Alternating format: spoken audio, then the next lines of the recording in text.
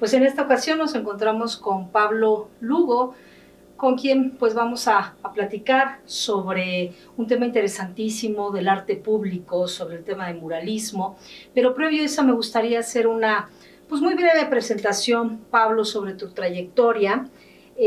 Pablo es doctor en arte, investigación y producción, es especialista también en mercados del arte, director de Global Art Markets Consultants, que esto es en Londres, perito judicial en arte, lo cual es importantísimo y también tendremos oportunidad de mencionarlo, y es primer y único perito en arte público del Consejo de la Judicatura Federal, es también curador y artista, vive y trabaja entre Londres y la Ciudad de México.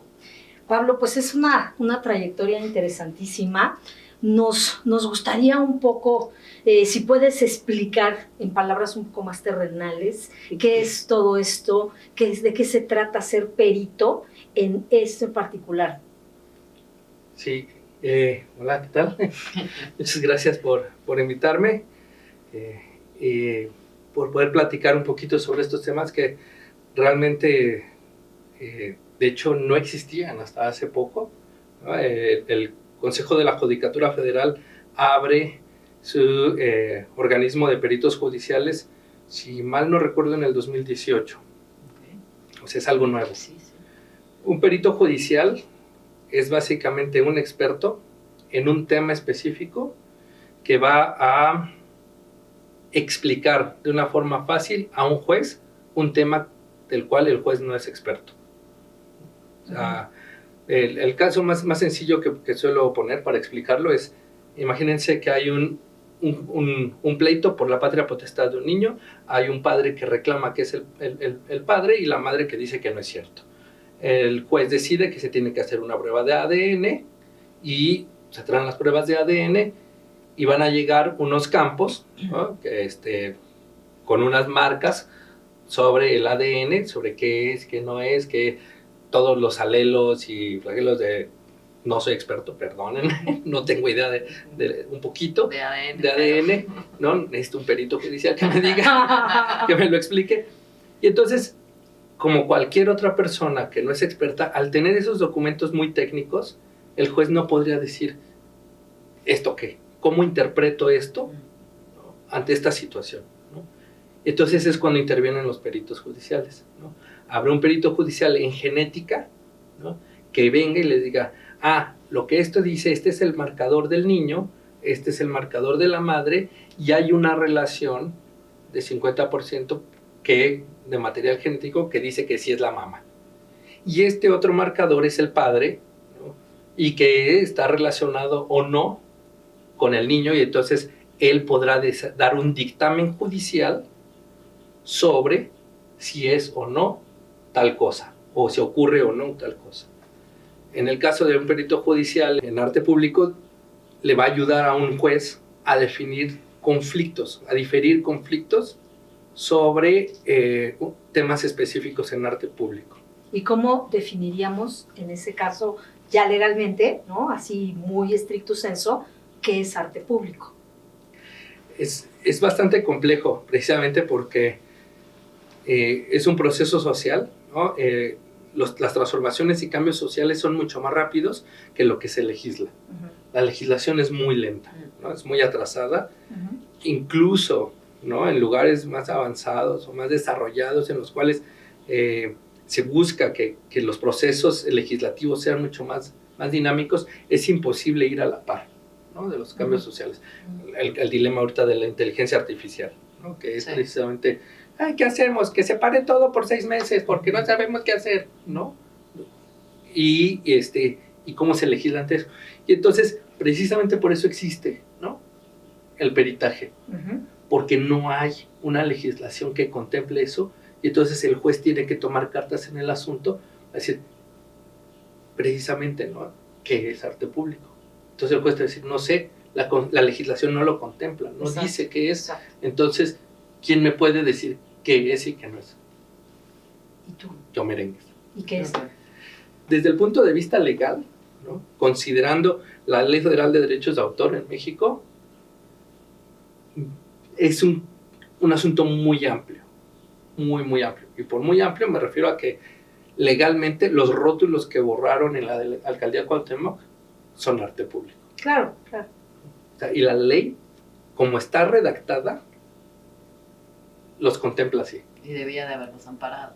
Y debía haberlos protegido, ¿no? O sea, sí hay ahí un problema muy grande que parece que no se toma en serio porque pues, la cultura no se toma en serio. Pero entonces ahí, digamos, tú llegas y tú, por ser el primer perito y el único perito legal en arte público, tú sí puedes llegar cuando alguien inicia un proceso, porque aquí esto sería lo interesante, es decir, tiene que haber una querella. Entonces, ¿quién o quiénes podrían en un momento dado decirle a un juez, oiga, señora jueza, señor juez, aquí está sucediendo esta situación y entonces fíjese que en tal alcaldía se está llevando este proceso de borrado y entonces presento una queja, ¿no? Y entonces ya el juez dice, pero ¿y ahora a quién le pregunto yo? Entonces ya llegan con Pablo Lugo y dicen, Pablo, ¿qué onda?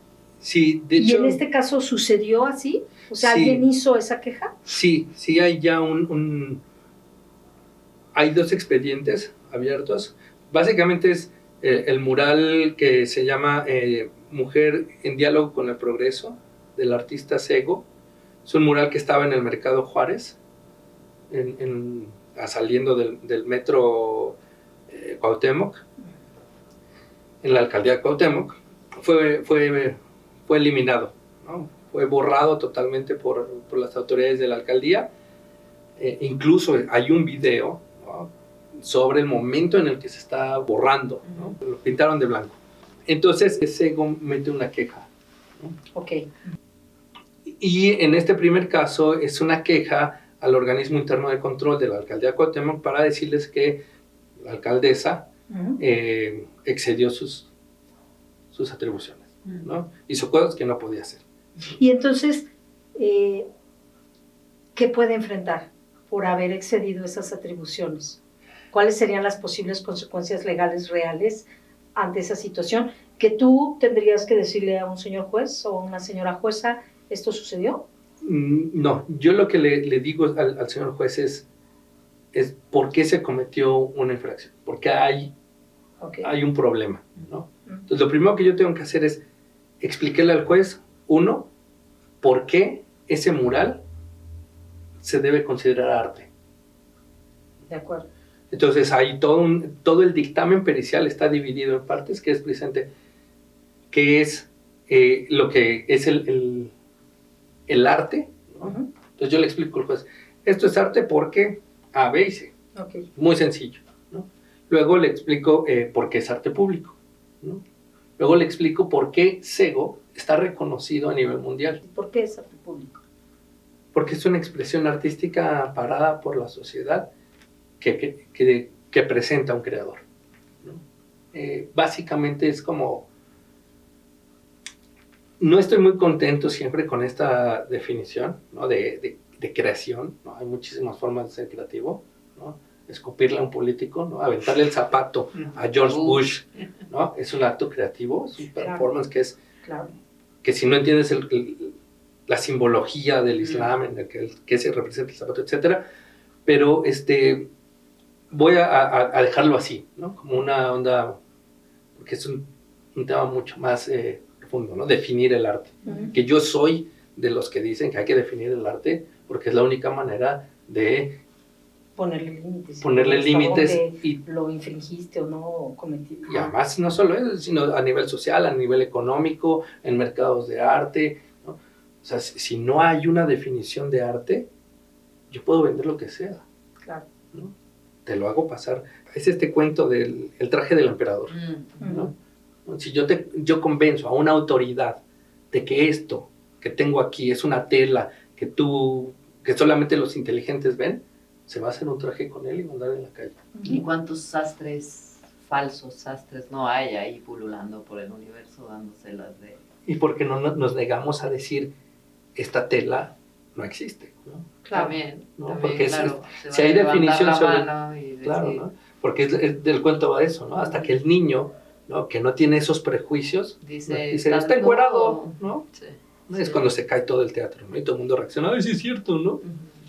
Entonces, digo que hay que ser ese niño. Es decir, eso no es cierto. Esto sí, esto no.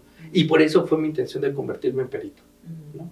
Porque allí sí hay un esquema muy, muy claro, muy preciso, ¿no? Que además es muy interesante, porque es precisamente los expertos, ¿no? O sea, y, por ejemplo, tú dices que eres el único que sostiene este título. sí. ¿Qué se requiere para que una persona pueda ser avalada como perito o perita en estas cuestiones? Si mal no recuerdo, es cada 3 años va a salir la convocatoria del Consejo de la Judicatura Federal y sale, creo que por ahí de octubre, ¿no? Okay. En cualquier tema, ¿no? La convocatoria es para peritos de lo que sea, ¿no? Puedes llegar a ser perito en gastronomía mexicana, ¿no? Puedes ser perito en...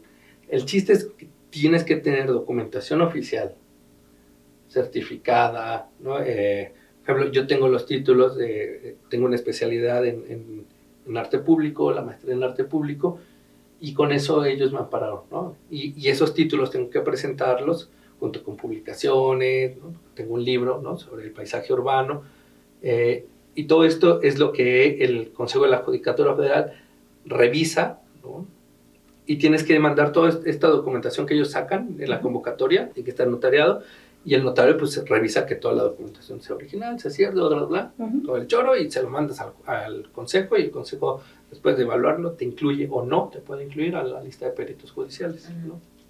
Entonces, pues ahorita básicamente lo que ocurre es que puede haber muchísima más gente que tenga muchísima expertise al respecto del arte público en México, ¿no?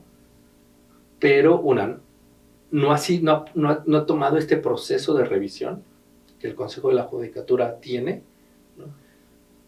¿Y ya tienes actos resueltos? O sea, ¿ya tienes algunos avances o la experiencia de ya haber dado tu peritaje y entonces se haya podido ya resolver algo? Pues los procesos son muy, muy largos, ¿no? Okay. Y no hay que olvidar que ahorita precisamente este asunto de la alcaldía Cuauhtémoc es un asunto bastante revuelto, ¿no? Que está muy complejo, ¿no? No solamente es un asunto de una falta administrativa y de lo que yo considero es un crimen, ¿no? Que es la destrucción de obra cultural, de patrimonio cultural, ¿no? Y sino que además está también el asunto de pues, que este personaje tiene otras aspiraciones políticas, entonces todo es un relajo. Y básicamente el primer paso que se hizo fue acusar como decimos, le digo yo, acusamos a la alcaldesa con su mamá, ¿no? De que hizo algo malo y pues es un ente de la misma alcaldía, que el responsable de la alcaldía lo puso la alcaldesa y entonces pues, no va a pasar nada. Pero ya esta otra segunda instancia, ¿no? Que está en la Fiscalía de la Ciudad de México, en la Fiscalía Especial de la Ciudad de México. Ahí, a mí, quien me pidió el peritaje fue Sego, ¿no? Sego me pidió el peritaje para incluirlo en su denuncia, ¿no? Entonces, es algo muy interesante porque ya está la tarea hecha, ¿no? El juez ya no tiene que solicitar un peritaje, porque aunque el juez quisiera solicitar otro peritaje, me lo solicitaría a mí. Claro. Porque no hay nadie más que cubra. Otra persona con esa capacidad, ¿no? Legal, ¿no? Digo, estoy seguro que hay muchísima gente, ¿no? Que tiene muchísimos conocimientos, etcétera. Pero legalmente soy el único que puede hacerlo, ¿no? Y entonces, esa parte ya está hecha, ya se realizó, y la Fiscalía de la Ciudad de México, la Fiscalía Especial ya lo tiene, y la Comisión Nacional de Derechos Humanos también. Okay. ¿No? Que es lo que se está esperando, que es como te decía, es como muy lento, ¿no? Porque ya que unos no nos dieron respuesta, entonces hay que ir con nosotros. Como tampoco dieron respuesta, entonces hay que ir con el otro. Y esta es una parte que tú estás haciendo porque, bueno, el arte público, también la pregunta sería, ¿quién tiene que proteger el arte público? ¿No? Porque es muy cierto que tenemos, en el caso del muralismo, ¿no? Tenemos grandes nombres, ¿no? de muralistas a lo largo de la historia y tal, y bueno, la ley de monumentos y sitios y etcétera está muy clara y tal, pero también qué pasa, por ejemplo, con los murales más recientes, ¿no? Con el arte más reciente. Primeramente también es quién toma esos muros, de quién son los muros, ¿no? ¿Quién les atribuye una propiedad o un permiso para que puedan ser intervenidos? Tú dices, bueno, el arte público es una manifestación creativa que existe y en ese sentido, pues cualquier grupo que en un momento dado pudiese intervenir un muro que estuviese en la calle y que pues esté acorde con las necesidades de un grupo social, de una colectividad, de una comunidad, pues sería bien válido, ¿no? Que estuviera, que se pudiera realizar ese trabajo. Pero después, ¿de quién es la responsabilidad de cuidarlo, de vigilarlo, de protegerlo, ¿no? Ese es un tema muy interesante. A mí me gusta mucho la idea de tocar ese tema porque hay como un salto, ¿no? Conceptual, ¿no? Entre lo que desde la academia estudiamos a lo que pasa en las calles, claro, ¿no? Entonces, llegué alguna vez a tener un pequeño roce con una funcionaria de la Universidad Autónoma de la Ciudad de México en una discusión sana, ¿no? Al respecto de que les habían borrado, les habían pisado, ¿no? Poner un graffiti sobre otro mural, ¿no? Se le dice pisar, ¿no? Entonces, se estaba quejándose porque le habían pisado un mural feminista que habían hecho entre varios colegas, una onda así, no recuerdo bien. Y yo le explicaba y le trataba de como decir, no podemos demandar que la calle tenga la normativa que desde nuestra perspectiva debe tener, ¿no? Uh-huh. Es por el contrario, ¿no? Hay que salirse de nuestros cubículos de doctores para ir a la calle y ver qué está ocurriendo allí para entonces poder regresar a reinterpretar esa realidad, ¿no? Y de ahí la complejidad, porque mientras más nos adentramos en el tema y más oportunidad tenemos de estar en contacto con gente de distintos ámbitos, pero que está en la calle y que está pintando la calle, y ciertamente las visiones son súper diferentes, ¿no? Hay de quienes la autoría les vale, ¿no? Les vale, porque ahí lo importante es salir y plasmar una idea, un concepto, un mensaje. En efecto, está la lógica de la calle, en donde de pronto hay un montón de formas distintas de verlo, incluso entre quienes están habitándola y la están pintando y la están interviniendo, porque hay quienes no tienen ningún problema con que lleguen y les pisen y abrazan lo efímero, incluso se deslindan un poco de la autoría, y por el contrario ves a otras personas que dicen, no, a mí sí, bueno, están, siempre hay una lógica detrás de eso, de que sí, lo efímero creo que permea bastante, pero sí, la autoría al centro de todo, y dicen, no, a ver, espérame, dame chance, al menos déjame que pase 3 horas, no me vengas a pisar y déjame apreciar esto un ratito, etcétera. Y bueno, eso de cara también a problemas como los que estabas mencionando, más de corte político, en donde inciden otras lógicas que son las propias autoridades que en contra quizá del sentir de la comunidad intervienen para pues revertir una serie de cosas que decimos que pasa. Entonces, sí, ciertamente creo que es un universo súper, súper complejo, que cómo incidir, o sea, qué chamba tan interesante y compleja a la vez, ¿no? Porque tú qué tan cerca estás de la banda que está pintando y de la banda que está legislando, o sea, porque ahí tenemos como dos polos, no sé, la anarquía también, ¿no? Versus la legalidad.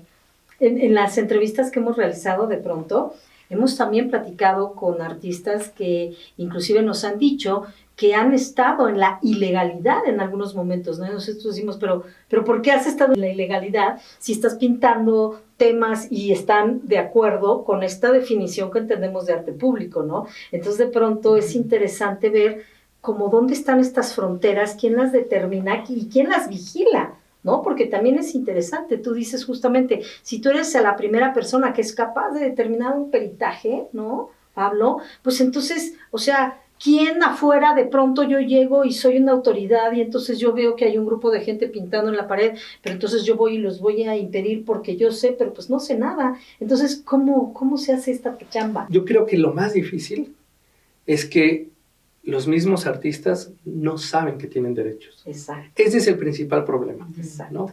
El principal problema es que, y no solo los artistas grafiteros, porque bien dice un grafitero que el graffiti no es ilegal. Claro que no. Lo ilegal es pintar sobre un muro que no es tuyo. Ujú. Esa es la diferencia.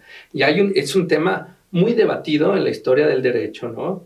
Se establece desde el derecho romano y se contempla el concepto de la tabula picta, que es cuando tú pintas sobre el papiro de otra persona, ¿no? A quién pertenece. Y hay una discusión enorme, ¿no? Muy larga, que ha durado por los siglos, pero además no es solo eso, sino es la incapacidad de voltear a la multidisciplina, a la interdisciplina, porque te lees los textos de los grandes eméritos que son abogados y contemplan un montón de falacias con respecto a los artistas. Jamás le preguntaron a un grafitero qué chingados pensaba. Claro. Jamás una notita ahí, ¿no? Oye, Sí. o sea, primer concepto erróneo que tienen los que discuten estos asuntos es que el derecho que pintar se hace de mala fe, se obra de mala fe. Ese es un concepto erróneo, ¿no? Los artistas no van y pintan la calle de mala fe, ¿no? Porque cualquier persona y es un concepto que también maneja la legislación, ¿no? Que es el estado de emergencia, ¿no? Que es cuando una situación se genera extraordinaria y sube en su importancia, que por ejemplo la propiedad privada. El ejemplo es el bombero que llega y rompe la puerta de tu casa porque tiene que entrar. Tú no puedes denunciar al bombero por destruir tu propiedad, Claro. porque está En el estado de emergencia. La justificación, ¿no? claro. ¿No? Que hay algo más importante que la puerta. Sí. ¿No? Sí. Y yo, eso es a lo que apelo cuando digo, un grafitero va y pinta una pared, porque en su percepción del mundo hace falta algo de belleza allí. Y algo tiene que decir. ¿No? Y además, y para él es una situación de emergencia, ¿no? Por eso el origen del graffiti no son los barrios nice, son los barrios populares, ¿no? Las esquinas cuchas, ¿no? Donde está feo vivir, porque lo que hace falta allí es una pizcachita de belleza. Y desde esta lógica, Pablo, precisamente, ¿no? Que me parece interesantísima e importantísima, estado de emergencia versus pintas, ¿no? Digamos, o sea, es decir, no así puesto, pero ¿en qué medida todos estos fenómenos que están sucediendo como consecuencia precisamente de la terrible violencia de género, ¿no? Y que se han exacerbado con las llamadas, con las marchas feministas, y que la sociedad se para de pestañas y los medios acompañan esto con una serie de discursos respecto de las vándalas que están yendo en detrimento del patrimonio cultural, cuando ciertamente creo que podemos apelar, y no a manera de justificación, sino de toda causa. Es decir, en un país donde tenemos 11 feminicidios diarios, ¿cómo no estamos viviendo un estado de emergencia que haga que todas estas personas quieran salir a poner ahí y a decir, ya basta? Yo voy a insistir en la situación de que no solamente los legisladores, no solamente los medios de comunicación, los políticos, es gente tan obtusa, ¿no? Y en general, los pongo a todos en la misma bandeja, ¿no? Que desde las políticas culturales que tiene el gobierno de hoy en día, el gobierno federal, que son políticas neoliberales, ¿no? Que hay que decirlo, son las mismas políticas que tuvo Margaret Thatcher en 1978, ¿no? Cuando tomó el poder en el Reino Unido, ¿no? Y las puedo enumerar, ¿no? Pero no tenemos tiempo y eso me da mucho coraje, así que mejor no.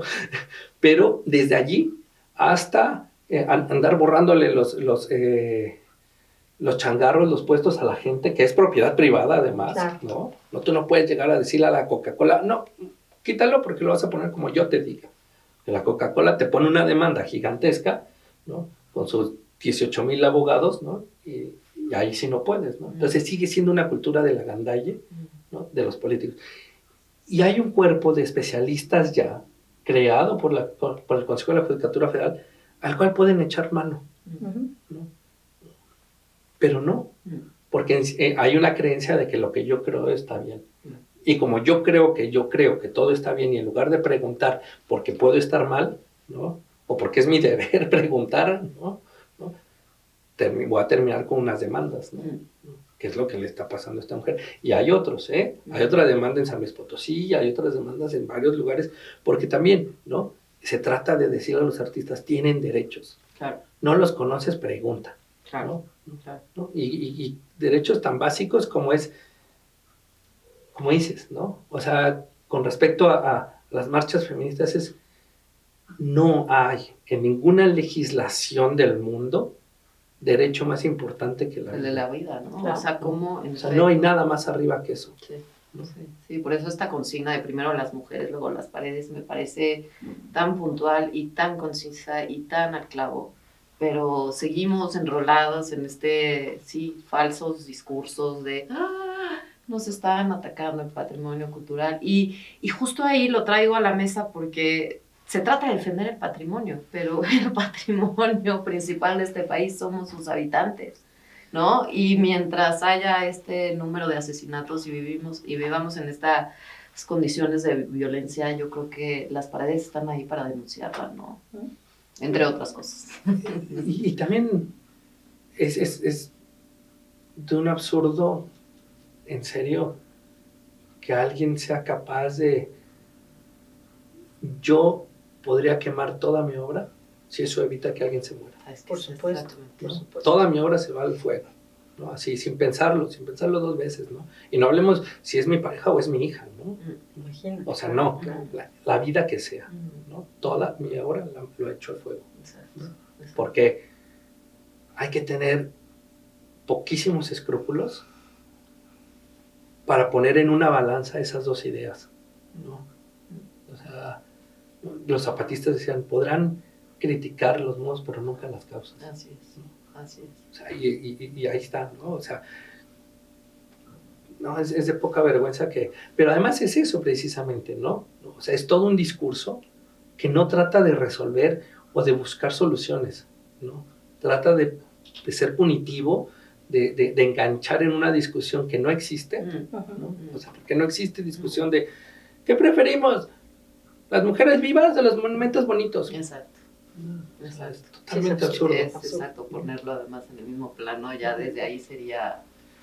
Y creo que es bien importante esto que mencionas porque en efecto considero que cuando se hace activismo cultural, ¿no? Que en este caso yo podría decirlo y llamarlo de esa manera, todas estas pintas en las calles, ¿no? Queramos llamarle murales, llamémosle grafitis, arte público, arte urbano, arte callejero, arte de la calle. Finalmente hay una intención detrás, ¿no? Desde el mensaje que quiere dar una persona que se dedica a la creación artística hasta la posibilidad, inclusive, hemos estado entrevistando gente en distintos lugares, no solo de la Ciudad de México, sino en algunos puntos de la República Mexicana y también del extranjero, ¿no?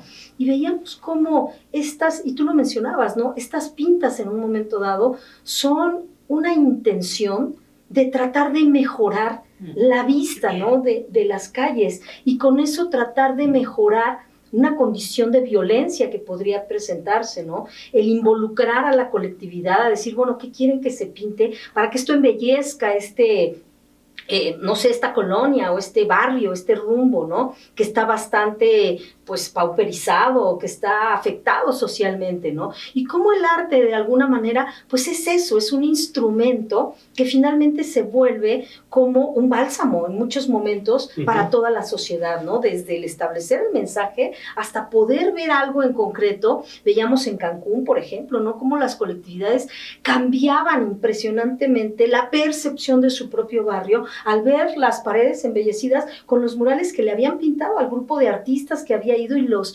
consejos o las peticiones que les habían hecho, ¿no? Y eso a mí se me hace que es algo, pues, grandioso, por supuesto, ¿no? Ahora que estamos hablando de estos temas, ¿no? Sí, y es ya dentro de conceptos de arte público está totalmente documentado cómo se da una mejora en la percepción de los barrios que son pintados, ¿no?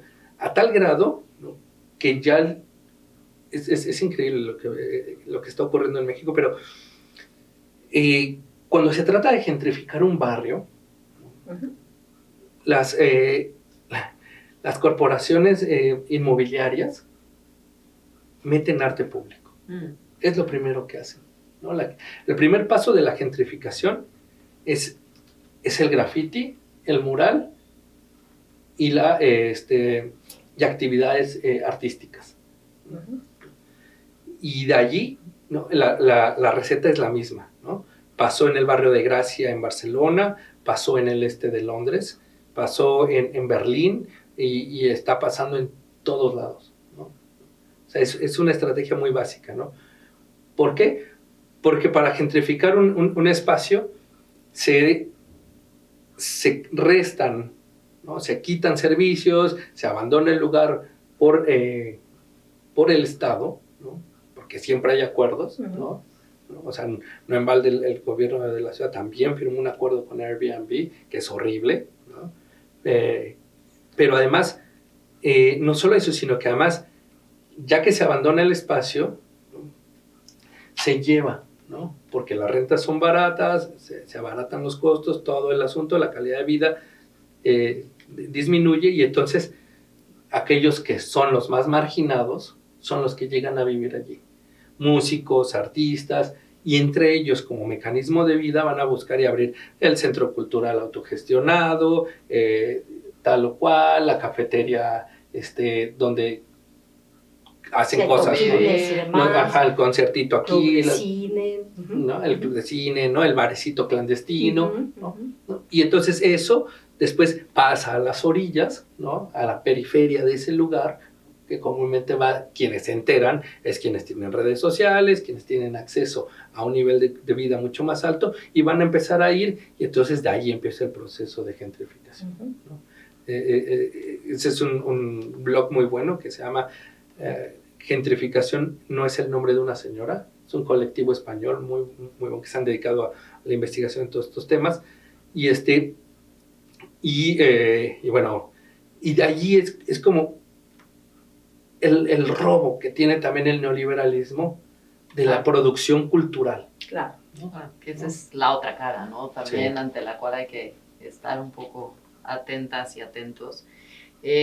Pablo, creo que este es un tema apasionante y que da para muchísimo, pero un poco para ir cerrando, y quizá en la tónica de aquello que mencionabas, y me parece que lo hiciste ya 2 veces, de que qué importante es que las personas creadoras en toda su diversidad conozcamos, me voy a incluir ahí, nuestros derechos y nuestras leyes. Uh-huh.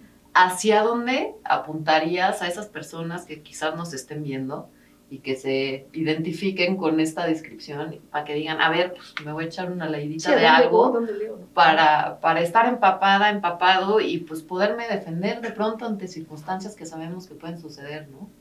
Lo primero es que todo artista debe tener es la Ley Federal de Derechos de Autor. Okay. ¿No? Está en internet, es un PDF descargable, está en la página del Congreso, con poner Ley Federal de Derechos de Autor PDF en Google, te va a aparecer el primer resultado, se descarga, y los 10 primeros artículos, que son algunos de ellos 3 párrafos, uh-huh, 2 párrafos, un párrafo, ¿no?, el artículo 4, el artículo 5, que dice, por ejemplo, que toda manifestación artística debe estar protegida por el Estado desde el momento de su creación. Okay.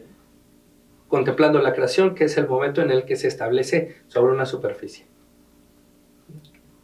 O sea, esta onda de que hay que llevar a registrar a derechos de autor tu obra, no es cierto. O sea, en el momento en que tú la creaste, debe estar protegida por el Estado. Okay. ¿No? Ese es uno de los principales problemas con haber borrado los murales, ¿no? Porque el gobierno es responsable de protegerlos, no de eliminarlos. Claro, ¿no? Claro. Y entonces, esa sería yo como la principal recomendación, ¿no? Uh-huh. Y la otra es que, pues, ante la duda, pues que me escriban. Okay. Ya vemos que... Buenísimo. Con quién, ya estaremos poniendo tus datos ahí. Con quién pueden ir, ¿no? Abogados, algunos colectivos. Hay por ahí asociaciones civiles que se dedican a la protección de de los derechos de autor. Fantástico. Pues Pablo, te agradecemos verdaderamente mucho esta oportunidad de abrirnos las puertas de tu casa para poder hablar de estos temas. Por supuesto que vamos a dejar tus contactos para que la comunidad artística tenga oportunidad de platicar también contigo, de acercarse a ti y saber un poco más sobre esto, ¿no? Pero pues finalmente muchísimas gracias por haberte sumado a estos esfuerzos de Antidogma, por dar a conocer un poco más sobre pues todas estas andanzas del arte público. No, pues es un placer. Muchísimas gracias por la invitación. Gracias. Gracias.